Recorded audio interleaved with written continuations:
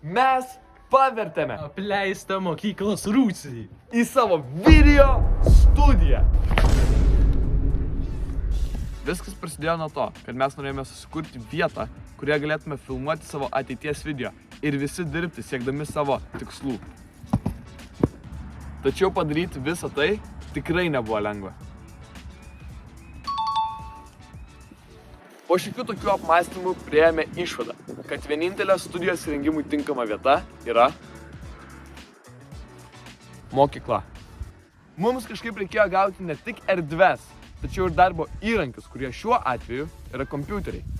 Beje, studijai trūko dekoracijų, apšvietimo, baldų, o mūsų biudžetas buvo tik tais 20 eurų. Negana to, mums vis dar reikėjo filmavimams reikalingų daiktų, tokių kaip mikrofonas arba kameros stovas. Panika dažniausiai nepadeda, todėl ramiai ir aiškiai viską susidėliokime. Mums reikia erdvių, kompiuterių, apšvietimo, baldų, dekoracijų ir filmavimo įrangos. Dėl erdvių ir kompiuterių mes nuėjome pas mūsų mokyklos direktorę ir sugebėjome susitarti, jog galėtume įsirengti savo studiją mokyklos rūsyje. Taip pat jį mums parūpino 2 kompiuterius ir be viso šito, tame rūsyje dar buvo stalas su kėdėmis.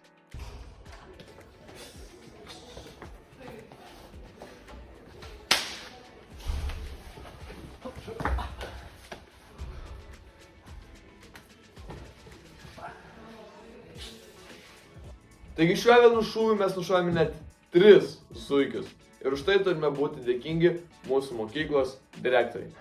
Ačiū. Mums teliko pasirūpinti apšvietimu, dekoracijomis ir filmavimo įranga. Suprantama, kad 20 eurų visiems šiems dalykams neužteks. Todėl pradžioje mums reikėjo kapitalo, a.k.a. pinigų.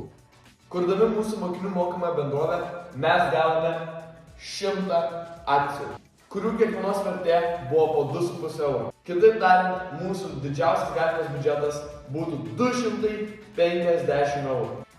Tačiau tam, kad pasiektume 250 eurų, mums reikėtų parduoti visas akcijas. Ir mes tada tikrai nebuvome pardavę. Taip, dalį akcijų mes jau buvome išplatinę. Tai reiškia, kad jeigu mums pavyktų parduoti šias likusias akcijas, mes galėtume gauti papildomų pinigų. Mes sukūrėme prezentaciją mokytojams ir taip išplatinome dalį akcijų. Tuomet mūsų biudžetas tapo truputėlį daugiau negu 100 eurų. Kai jau turėjome pakankamai pinigų, galėjome nusipirkti visus šios dalykus. Todėl pradėjome galvoti, kur tai būtų patogiausia padaryti. Ir nusprendėme važiuoti į Nordiką, Decathloną ir Ikea. Mes esame Ikea ir šiandieną čia ieškosime dekoracijų mūsų studijai. Bum. Ikea mūsų nesponsorina. Tačiau mes ieškosime čia augalų ir galbūt audeklo vietoj black screeno ir green screeno. Jau, važiuojam. Helna. Kilimas. Ai, palauk čia. Aš kilimas. Šio augalo mes tikrai nepirksime. Mes atradome, ieškome black screeno, tačiau kol kas dar neradome black screeno, radom tik šias užuolaidas ir jų kaina yra 7 eurų. Neturime tiek, tai nepirksim. Tačiau atradom šitas pilkas užuolaidas, jų kaina yra tik 10 eurų. Ir 10 eurų galbūt mes ir galime skirti savo studijos backgroundai. Nes šiaip jos atrodo labai clean. Pažiūrėkit, kaip jos atrodo. Ne iš taip arti. Labai clean. Ir švelnias. Jo, išjungt. Kas čia per nesąmonė? 140 liumenų. Čia net stalo neapšviestų, čia visiškas... Sako, bibi ir man. Va čia tai lempa. Pažiūrėk, 1500 liumenų. Aš nebučiuosiu. Ok, mes priėjom augalus. Tuo mes ir atvažiavom į šitą Ikea. Šit, čia visos džiunglės. Ok, dabar mums reikia nuspręsti, kurį augalą pirkti. Mes norim išleisti kuo mažiau, bet jis turi atrodyti gerai. 4 euros. 4 euros. 10 euros. 4 euros. 4 euros. Taigi, mes nusprendėme nusipirkti šitą augalą, kurį padėsime ant mūsų stalo krašto ir jisai kainuoja 3 eurus. 2,99. Keliaujam pirkti. Štai čekis. Nusipirkom. Bum, yra. Ikėjoje mes jau nusipirkome gėlę ir matėme vieną galimybę mūsų backgroundui studijos, tačiau dar to nenusipirkome, nes kainavo 4 eurų ir tikimės, kad galime iš interneto nusipirkti geriau. Todėl to ir nepirksime. Taip? Taip. Bum.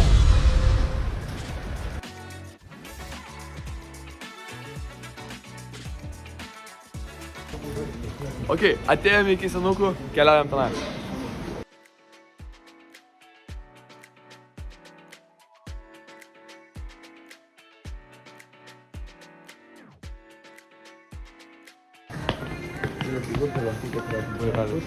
Lempučių dažniausiai. Kur ta lemputė turėtų būti? Lempučių. Okay.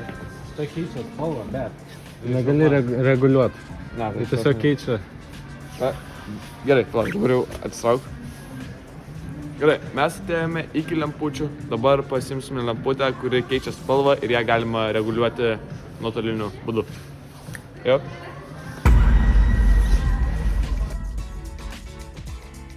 Šita.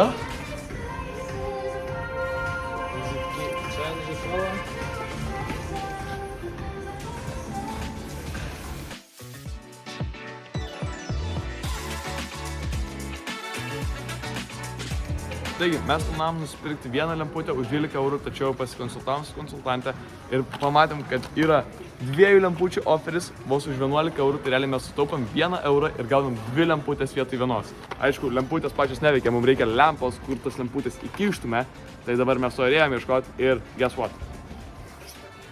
$5. Gerai, tai pasiėmėm abi 2 lempas, dabar einam dar paieškoti mikrofoną ir tada eisim jau mokėti. Oje, tai nusipirkome 2 lempas ir šitas 2 lemputės, štai yra čekis, mikrofono mes neradome, kadangi pasirodo, kad tokį mikrofoną, kokį mes žiūrėjome, galima nusipirkti tik internetu. Mes tai ir padarysime. Taip pat kaip ir su black screenu, jį nusipirksime internetu.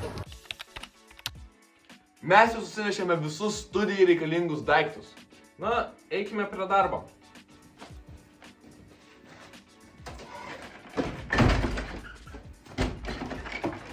Ne ten. Grįžk atgal.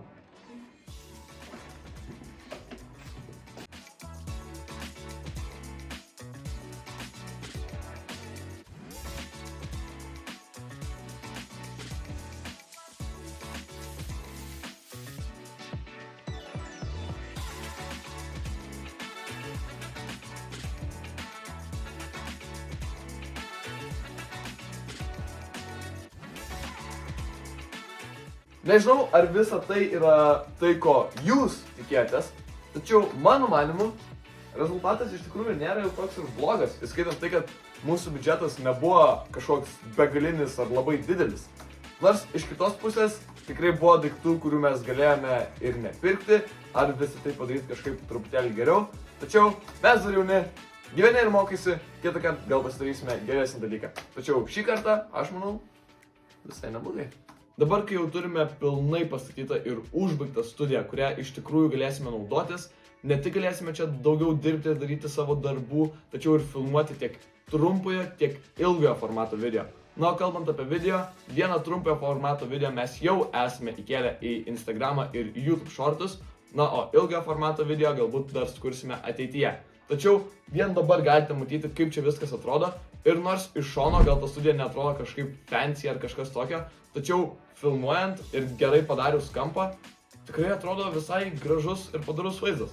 Taigi manau, kad mes šią studiją tikrai pasinaudosim ir kad tikrai vertėjo ją pasistatyti ir nors taip gal keletą klaidų ir buvo padaryta, tačiau gyveni ir mokysi.